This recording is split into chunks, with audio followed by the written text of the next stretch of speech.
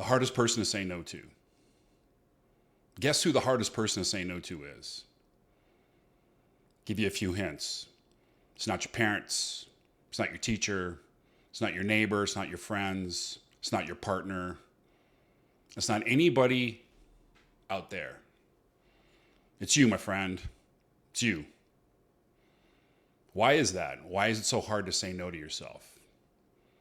Well, there's a bunch of reasons, but that's not really the point. The point is, saying no to yourself is probably one of the most valuable and yet difficult things there is to do. It's really overcoming impulse to revert to some past version of yourself or to give in to another coping mechanism developed from a past version of yourself. The idea here is the no that you give to yourself is a vote for a yes for tomorrow's self. Saying no to your past self is a vote for your future self. Why would you do this? Why would you say no to yourself? Like, I can imagine some people would view saying no to yourself as not giving yourself the love you need or the validation you desire or some act of self-abuse. I argue the contrary. This is a call for more people to be saying no more often, including me. I'm not exempt from this. It's very difficult to come up with reasons to say no to yourself. But let me give you a few examples. I actually went on a date a couple Fridays ago and had a lovely time. She's a lovely woman, had a great chat. And, we both are, not fresh, but more or less out of recent relationships. And I could tell within 10 minutes of us sitting down and having dinner that, although she's beautiful and she's got all of her shit together, this probably isn't going to be for me. I don't want to get into all the reasons why. I'm not here to throw shade at somebody on a first date. That's not really the point of this. But deep inside, I knew no was definitely the answer. And so gave her a big hug, thanked her for dinner, all this other stuff. And then next morning she texts me, thanking me for a lovely time and all this other stuff. And there was a temptation, there was a reversion, there was a need for me I could feel it coming up. There was a need for me to get the validation, to go see her again or, pursue sex or whatever the reason, doesn't matter. And I struggled with that. I had to wait a day and then I texted her back and just said, hey, thank you again. Thank you for a lovely time. And, she was letting me know that she wanted to see me again and all these other things. And I basically said, I kind of think that we're looking for different things and, for lack of a better words, I'm going to pass. And that was really hard. That was one of the harder things I've had to do recently. Another was this morning on my run. I was around mile 4 of 5, and a little voice in my head said, "Hey, man, your legs hurt. Your back hurts. It's time to quit. Look at the dog. She wants to stop. She wants to pull over, and let's go home. Let's go have breakfast. Let's go relax and sit on the couch and watch TV or something." And I had to say no to myself. I had to not give in to the temptation for comfort, for temporary enjoyment, because frankly, I got stuff to do. I had a full day. Today's Sunday, and I got a full day of stuff to do. And entertaining any ideas of allowing time to go by that don't serve me well or serve my future self well, it just isn't going to fly for me. So had to have that little inner dialogue and just say, nope, we're finishing this. And then we're going to go home and get cleaned up and then get to work. And that's pretty much what happened. So you probably have things in your life that you need to be saying no to more frequently. Another difficult say no scenario, at least for me, is with other people. I grew up in a not the best childhood environment, and I sought a lot of validation from my parents, which I never got. And so I kind of went into adulthood as a people pleaser. I kind of just wanted to go along to get along.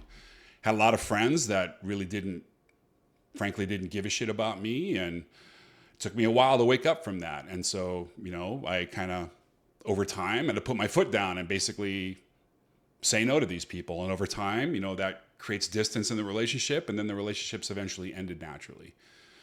And other times, being with past partners or with past friends where they don't respect your boundaries, or they don't respect, what you're trying to do or who you're trying to become, and you got to say no to them.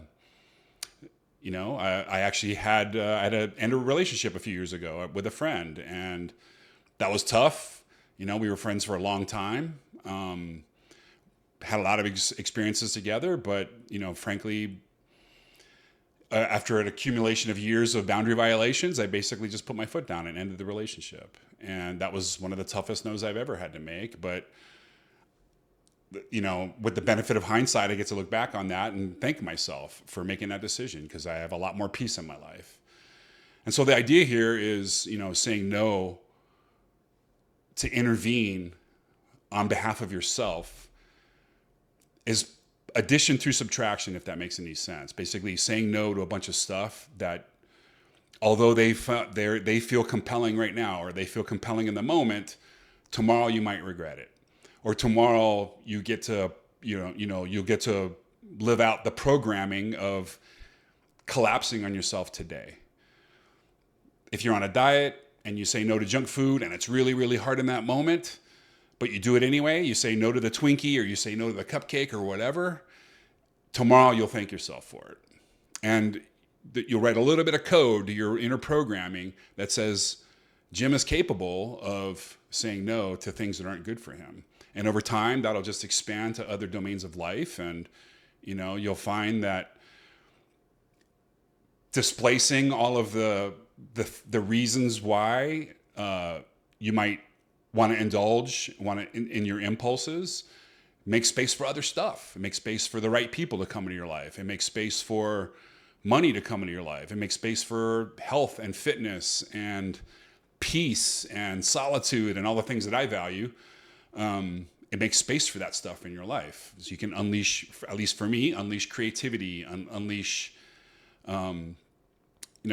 pursue the things that really bring me joy and that I'm passionate about. Building a business, or my fitness, or playing pool, or, having deep conversations with really good friends like I did yesterday. I got to go have a conversation with one of my favorite humans. And, not only do I learn a lot about her, but I learn a lot about me. And those are the things, those are the kinds of things that saying no to other parts of yourself bring into your life. Another thing I say no to, and I'm pretty adamant about this one, and I think literally anybody breathing will take value from saying no to, is blaming other people for your stake in life or for your lot in life. I refuse to blame anybody else but the person in the mirror for my heartbreak from a breakup, or from my financial instability after a job loss, or from just feeling anxious from getting cut off in traffic. I'm not interested in blaming anybody. Why would I blame somebody? Why would I blame somebody else and then give them all the power? No, the no to those things is giving myself the power back. That's addition through subtraction, if that makes any sense. So the idea here is, not obeying your impulses it makes it better and easier to not obey them tomorrow. And the idea that there's